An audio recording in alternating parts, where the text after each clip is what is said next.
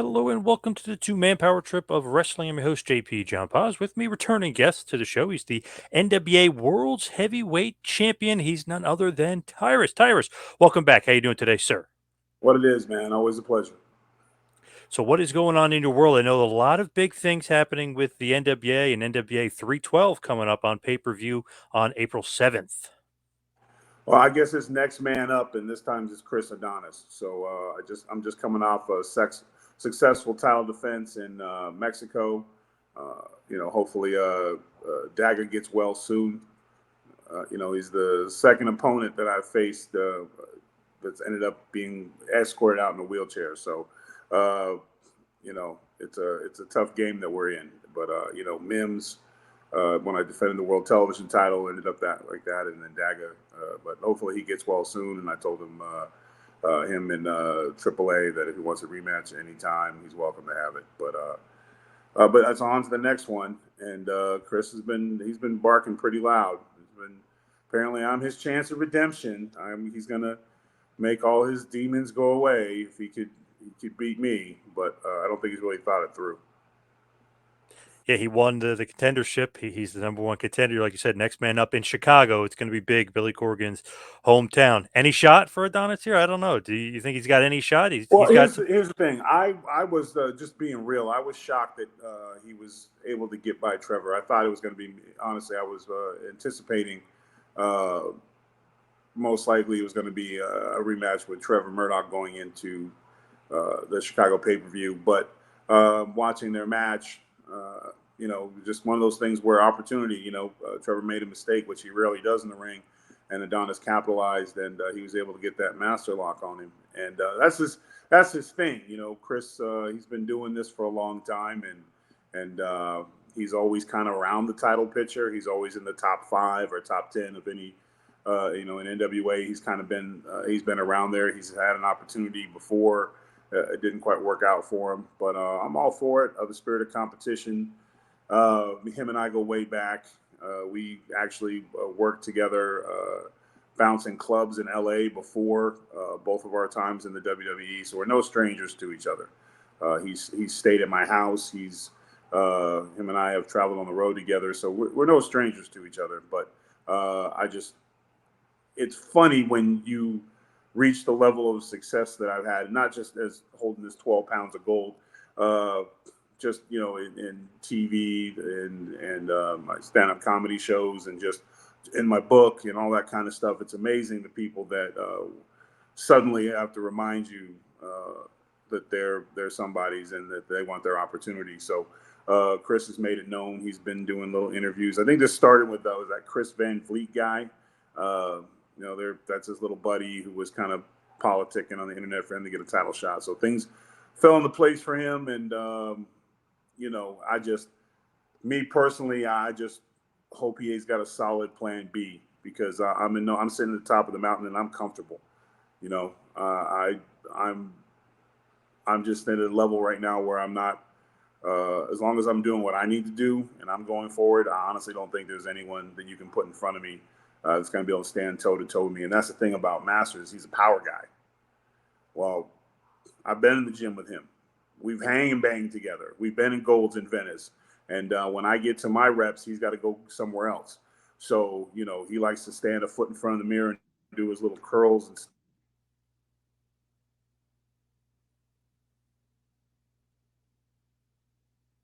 so physically, he's not going to be able to dominate me or move me around. So that's a big part of his game.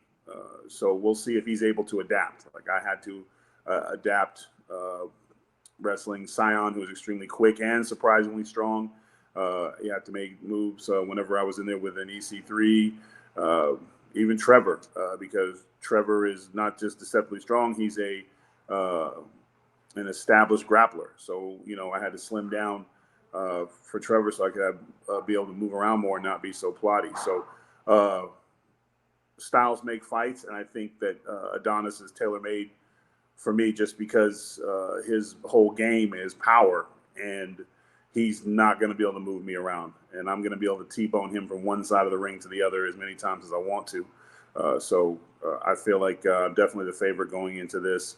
And but it's gonna, like I said, we'll see what happens when the bell rings. But I'm 100% focused, and I'm actually excited to put my hands on them too. Because here's the thing: you really don't know what you're gonna do until you hit rock bottom. And I don't even use that move, but I might have to in this one. So once he's hit rock bottom, we're going to see what he's really made of. I don't think he's ever been truly at rock bottom in wrestling. I think he's always kind of been in the conversation, and we'll see what he's going to do the day after the pay-per-view, because I'm walking in with my 12 pounds and I'm walking out with my 12 pounds, and he's going to have to do some reflecting. And, I wish him well with that, because like I said, I want everyone to be successful, but the NWA is got a lot of buzz going around it, and the reason for that buzz is the man who's sitting on top of the mountain, and that is me. And I have no intention of giving up my seat anytime soon. Got to mention, of course, go to nationalwrestlingalliance.com for all the information. Go to Fight, of course, Fight TV for all the information on getting the pay-per-view, and, of course, National Wrestling Alliance for the tickets. This feels like, Studio One, Chicago, Illinois, heavyweight title fight. Like you said, obviously, you're a super heavyweight. He's a heavyweight. This is kind of an old school, two big guys going at it, heavyweight title fight kind of feel to it. Yeah, I'd be like, Billy Jack Haynes, Big John Studd, that kind of a thing. Hercules Bundy, that kind of a Orndorff Hogan, that kind of a battle, I believe. We don't have, it's funny, the one thing about the NWA that's different than everyone else is our roster is a big roster. Our guys are big, physical, and thus our matches are that way. And I think that's what makes us different than all the other brands. You're not going to see, there won't be very many head scissor takeovers or planchas or, 7,000 off the top rope moves that aren't strong enough to put a guy down. With us, you make a slip, it's one move and it's good night. So whether this thing's going to go 3 minutes or whether it's going to go, 30 minutes, well, that's going to be, we'll have to see. But both guys are capable of putting somebody out in one shot. The only thing for him is I don't think he's big enough to get me in the master lock. This is the biggest traps in wrestling. He's not going to be able to I don't think he's going to be able to get him on him. So I hope he's got something else. Because, again, the worst part of going to rock bottom is not just being on rock bottom, is also knowing that your signature move was not good enough to get the job done. So I hope he's got therapy in place, good, solid friends around him to help him through this tough time he's getting ready to endure. Because here's the thing about, and I know this better than anyone, taking risks, putting it all on the line and seeking, quote, redemption. The other side of it is you got a long, cold stare in the mirror. And I've been there. So if you need any tips afterwards, just give me a shout. But this is definitely not going to go your way, Chris. You should probably rethink this. But his contract is signed. We're ready to go. And like I said, he's got his little fan club. I think that Chris Van Vliet guy keeps having on for little interviews and stuff. So if you want to put him in your corner so you can be right there to interview you when it's over, after you get beaten, he can ask you what you're going to do next, and the two of you can sit around and have a good cry together. I'm all for that. Hell, I'll buy the plane ticket. So, like I said, I'm extremely confident and excited and can't wait to put hands on him. What's it like being on top of the mountain? A lot of pressure on top of the mountain carrying the NWA? What's it like? You know what? I think the pressure of being a guy that was supposed to be on the mountain was more. I'm getting there. The biggest thing that I noticed, and Dusty always would talk about, the hardest thing is staying champion and remembering why you weren't champion. So for me, the work started once I became champion. So getting past guys like Matt Cardona, who's arguably, no argument, the king of the Indies, and our match was so physical that he's still kind of beat up and he keeps getting hurt, and I'm in large part responsible for that type of physical match. So I take each one personally. I take each one where each guy's trying to take something from me, and it never sits well with me. So it doesn't matter if it's my brother, my best friend, the guy who stole my girlfriend in the third grade. I'm going to treat them with the same animosity because that's, to me, was always told that as soon as you take your foot off the gas, someone's going to pass you by. So luckily for me, I had a lot of wisdom that I retained and paid attention to. The answers to this sport is in the old stuff, and I probably have more film study than everybody, and I spent more time picking brains of the greats like Sergeant Slaughter, Arn Anderson, Dusty Rhodes and Mr. Wonderful Paul Orndorff, Dean Malenko. Like, there was nobody that was not safe. Even the great Howard Finkel, I'd have to sit him down and make him tell me stories of Andre the Giant. King Haku. It didn't matter. Anytime I found a legend, all my time with being under the tutelage of the great Austin, and Austin Idol. So, he would, and you ask those questions, and you ask them, what was the toughest part? And the toughest part was maintaining. And that's literally my catchphrase. When you ask me how I'm doing, I'm maintaining. And I'm going to continue to maintain at a high level. And I'm going to hold this for as long as I want to. And, because I'm also no fool, I know that my clock is ticking. And so I got to go all out, or as they say, old school, full regalia, in this next year and a half as champion. And then I'm going to have to make some decisions at the end of that. So, but until then, it's not done yet. I'm still in my prime. And I'm looking forward to dominate Adonis. And if he wants to bring his little buddy, Chris, so they can have a little internet interview afterwards, I'm all for it. You mentioned Dusty, of course, former NWA World Champion, obviously a big mentor to you for sure. The lineage, the legacy of the NWA, a lot of that has to do with Dusty. What's your thoughts on being a part of that lineage and that legacy of being an NWA champion, with Dusty and Harley and Rick and the Funks and all those guys? For me, let's not forget Steamboat too. Steamboat's another one of my favorite human beings on the planet, and I learned a lot from him. Gear change was something that he was adamant about. Just picking it up. Trick the other guy. But to be able to, like I said, my last meaningful conversation with Dusty was about painting my canvas. It was the day before I was let go from the WWE. Pretty sure he knew I was done. But Dusty, instead of putting me in anxiety or telling me, hey, this is going to happen tomorrow, he gave me what is best described as, I came in to roll around.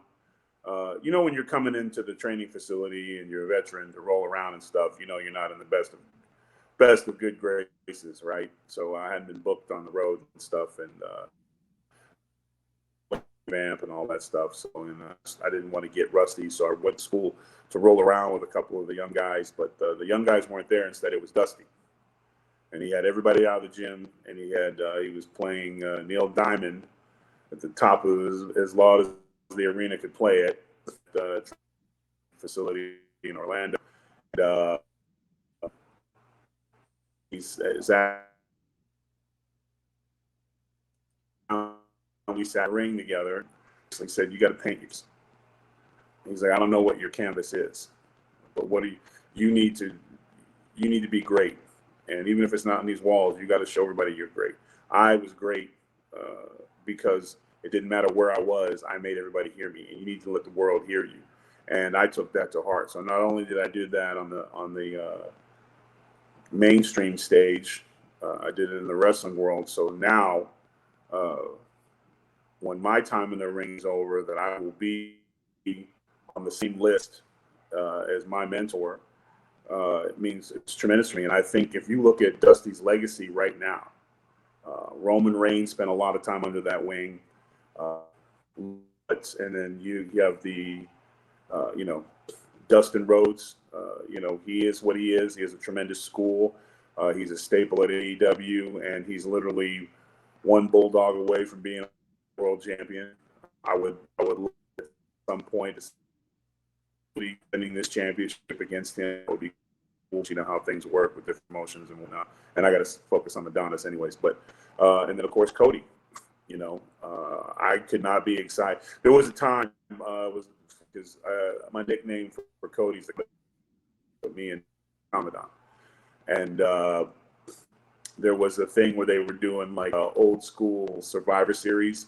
Like they just it was like a WWE internet thing where they were like putting teams together, and Cody and I were on Triple H, and it was us, Wade Barrett, Awesome Kong, and Commandant made a joke, and he's like, "We're all together now, baby," and he was like, "Now we'll be punished for it."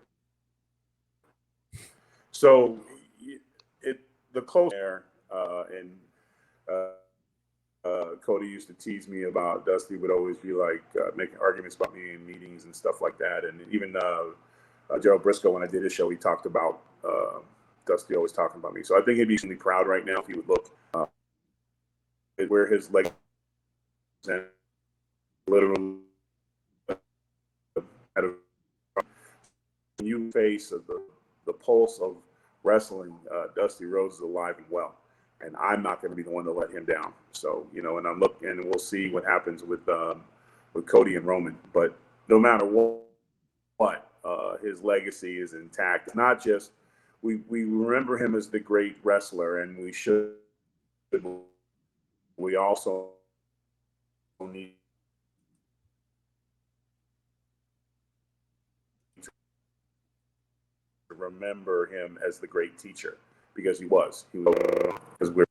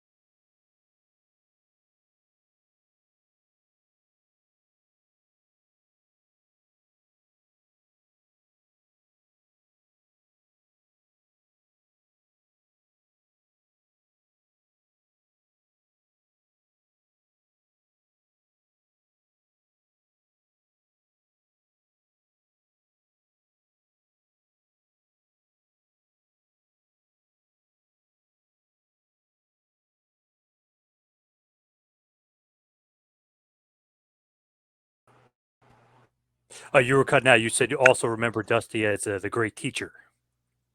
Yeah, and I think he doesn't get enough credit in terms as the teacher that he was. You know, he was a good booker.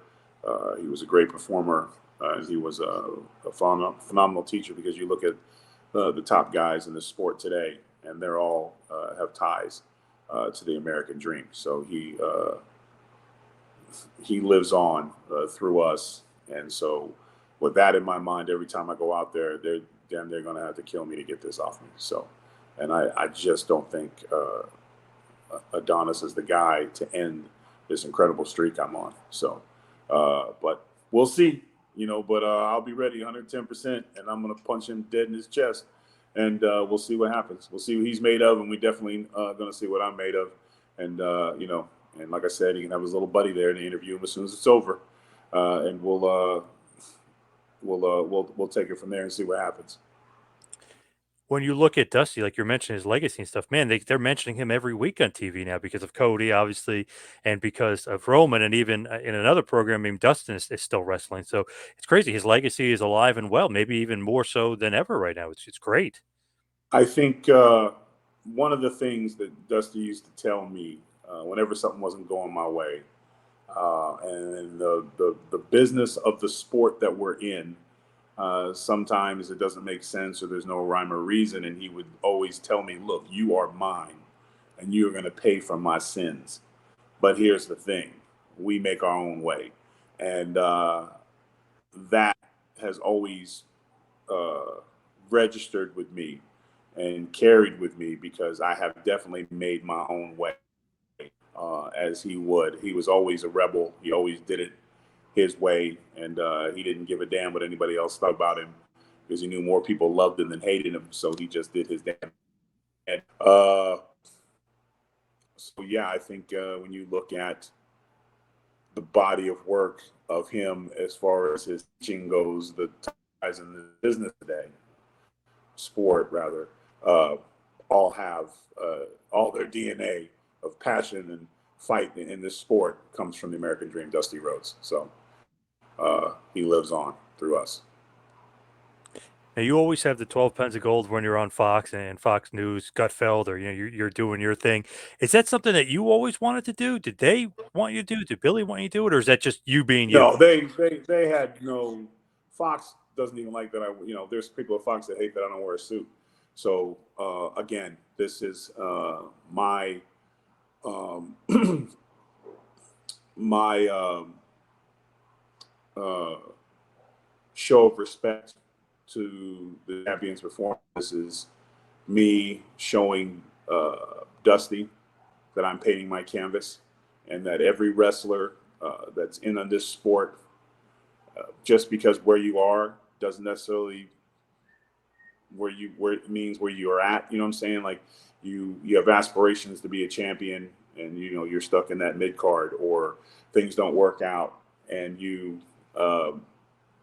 think that there's nothing else for you.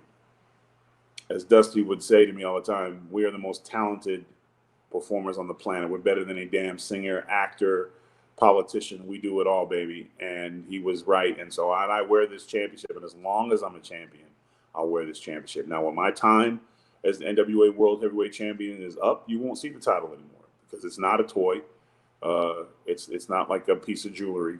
I'm representing the wrestlers before me, the wrestlers that are coming after me, that we are the greatest entertainers, sportsmen on the planet. There's a reason why NFL players and NBA players, when they win championships, they run out and get wrestling championship belts. You don't see a wrestler win a championship and run out and get a ring. You know what I'm saying? So I wear that out of respect for Dusty and what he taught me. And wherever he is, hopefully he can see my canvas. And it's this shining in the middle of it kind of brought it all together for me. So that's why I wear that championship. It's a signal to the every and if you're out of the business, or you've been let go, or you've been fired, and you've been future endeavored, or whatever the hell you want to call it, take it from someone who's been future endeavored at least on 2 occasions, and was allowed to get out of my contract and Impact, but we'll count that as another endeavor. You can rise above it, because we are the best at what we do. And so it's a long explanation, but there's no short version about it. With you doing that and being on Fox, #1 late night show when you're on Gutfeld. I mean, it's being seen by tens of millions of people. If you add up especially if you're on for the whole week and you add it all up, I mean, it's up there in the tens of millions. So I mean, that's pretty good just for some eyeballs onto the NWA and the NWA title, and to you, because so many people are watching you on Fox and Fox News. Yeah, more people see the NWA Championship each week than they do the WWE. So, but again, because I am the champion, and I take a lot of pride in that, and it was the same thing when I was World Television Champion, and that was, again, for the guys before me, the Arn Andersons, the Sting, the Stunning Steve Austins, Mr. Wonderful Paul Orndorff, Mike Rotundo, all the greats that held the World Television Championship. It's out of respect for those before me, and again for those after me.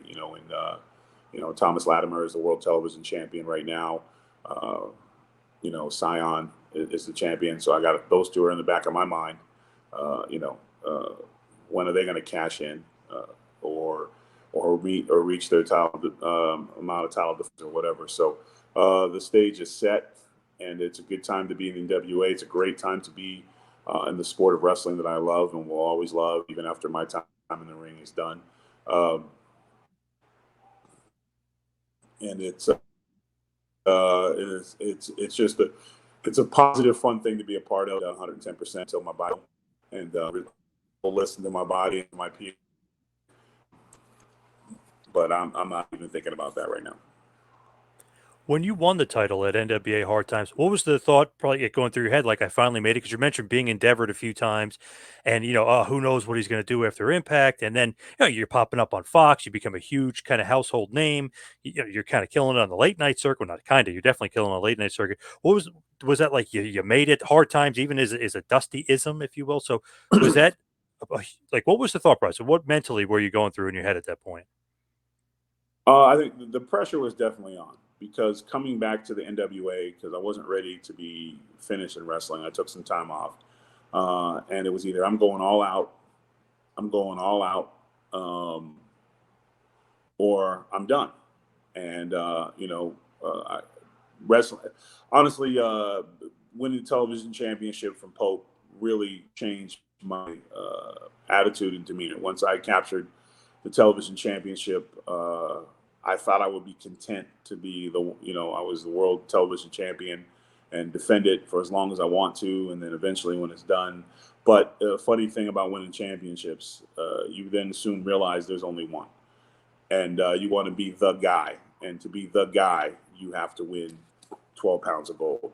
So my mind was set. I made my intentions made, because a lot of times I kind of had that Andre the Giant mentality where I didn't need a championship to be great, and it was about just the love of the sport and to wrestle, and I wasn't focused on necessarily being a champion with all the requirements and interviews and political stuff, and you got to get along with the promoters, and I didn't always like to do that stuff. I'm more of I hang out in the locker room with the guys, and I'd rather play cards and dominoes or crack jokes all day than sit around and rub elbows with the top brass or whatever you want to call it. It's just not my thing.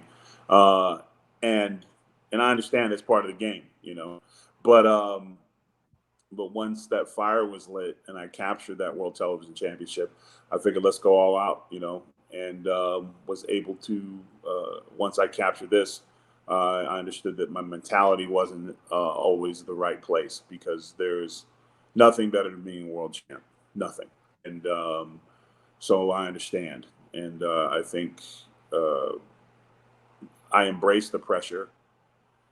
If I went out there and I gave 110% and pushed Matt and Trevor to limit, and I still wasn't able to get it done, I don't think I would have had any regrets, and probably would have retired. Because if you can't win the big one, and Adonis, you need to listen to this part, if you can't win the big one, then chances are you should probably think about moving on. Just putting it out there. And here's the thing. You could be the co-host with your little buddy Chris Van Vliet, and you could have the Chris and Chris show, CNC Boring Factory. And you guys could interview other people being successful all the time, just together, like the cool buddy movie that no one watched. So, yeah, I'll leave it with that.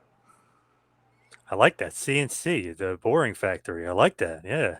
Yeah. That's not bad. That's Appreciate pretty that. good. You're pretty creative. Yeah. Yeah. I wanted to Yeah, mention, though, I'm pretty good at throwing this here or there. Yes, sir. I'm sorry, I didn't hear you. Oh, I would say I wanted to mention your live shows, because I went to look to see if the tickets were available back in February when you were doing the one in Wayne, New Jersey. Sold out. What's going on with these live shows? They seem to be selling out rather So quickly for you. stand-up comedy shows, the stand-up comedy shows they're across the country, and we sell out. I sell out pretty quick, and it's a stand-up show. It's not a wrestling show. It's not a Fox News show, and like you just enjoyed the CNC Boring Factory. It's an hour and 15 minutes of basically. I tell a lot of jokes on Gutfeld, on the Gutfeld show, but again, I answer for basically, if you break down a 40-minute TV show, I answer about 5 questions each show, and for about a minute and a half. And a lot of the jokes and stuff and the timing and this comedy's always I've always been a class clown, and backstage, and I've done some comedies, and I did a great film with John Snyder called Stand On It, where I really was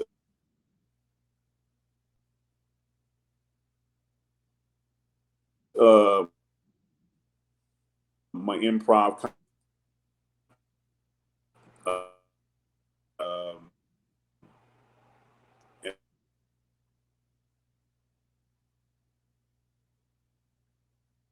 and again, it was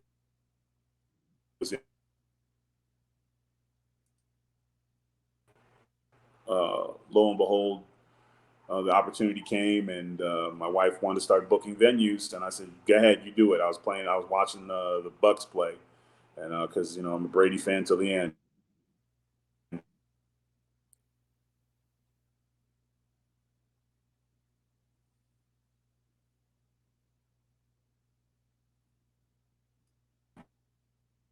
To grow, and people love the shows, and I get great reviews, and I even had a critic shows, and they really seem to like it. So I'm going to keep doing it, and it's just building my life after being in the squared circle, because you can't wrestle forever, with the exception of Ric Flair.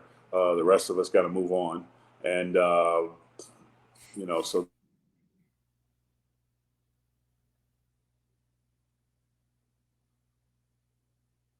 this is just setting up my life as much as it did. And we're in time.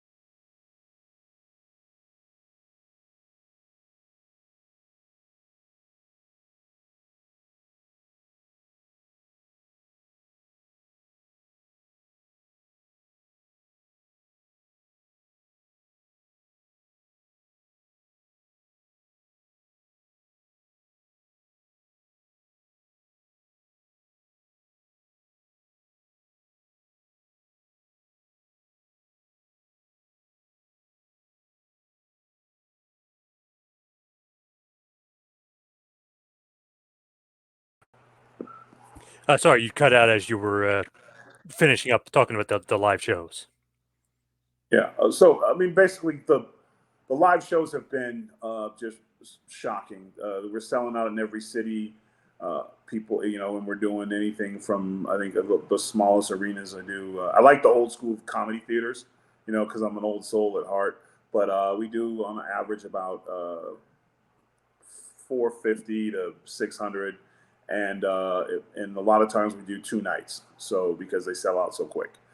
So it's a good challenge, and we're growing and getting bigger. And I think I mentioned that my special is going to get picked up on streaming services. And I've been just doing the house shows, get it fine tuned and ready to go.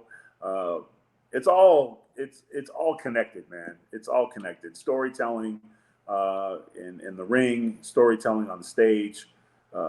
If you get them to quote, pop, laugh, enjoy, clap, scream, boo, whatever the hell puppet string I'm pulling on the audience that night, they all kind of together. And this, like I said, it's just a culmination of putting it all together, doing everything that I wanted to do as a kid when I was like, I want to grow up, I want to be a comedian, I want to be a wrestler, I want to be on TV, all that stuff. And I'm able to fulfill that through a lot of hard work, a lot of failure, a ton of failure, 3 firings, 1 release, and never allowed the opinion of one person to dictate my destiny. And that's really my message to the guys out there. Love me or hate me, or don't like the fact that I'm on a show that you politically don't agree with. That gives 0 blanks on that. It's about being able to be successful and entertain people at a high level, which is what I've been able to do, and I'm going to continue to do until the laughs stop, the cheers stop, the boos stop, and then it's time for you to get out. And you do that, you work your ass off, Mr. No Days Off. Sorry, Fred. Until you get yourself positioned to where you can walk away from the thing. And I got a big plot of land in Montana to enjoy my retirement when that time comes. So work now, rest later, and represent at a high level. And that's basically what my goal has been, and what I'll continue to do. So sorry, Adonis. It's just not your time. 4/7, April 7th in Chicago, Illinois. It's Studio One. Go to nationalwrestlingalliance.com for more ticket information. Of course, go to Fight TV for more pay-per-view information. The main event, NWA World Heavyweight Championship. Tyrus defending the 12 pounds of gold against Chris Adonis. Before we let you go, give us one last push where everybody can find you, and even more so NWA and anything else you got going on.